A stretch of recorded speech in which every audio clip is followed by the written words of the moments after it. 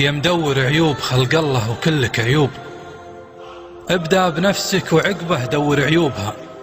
محد في هالكون كامل غير من شلهبو وراك تبحث خوافيها وعذروبها. ما انت بولي تحاسبهم ولا انت مغصوب ان ما خسرت الصداقة تكسب ذنوبها. الظن له وجه متسامح ووجه شحوب، والناس ما تعرف اللي داخل قلوبها. أحد يجي صادق الكلمة والآخر كذوب، وناس ترزز بثوب ما هو بثوبها. واحد طريقة كلامه عن صفاته تنوب، بعض الأوادم تبين لك من أسلوبها، وبعض المجالس مدارس والكلام محسوب، والبعض منها نصيحة لا تجي صوبها.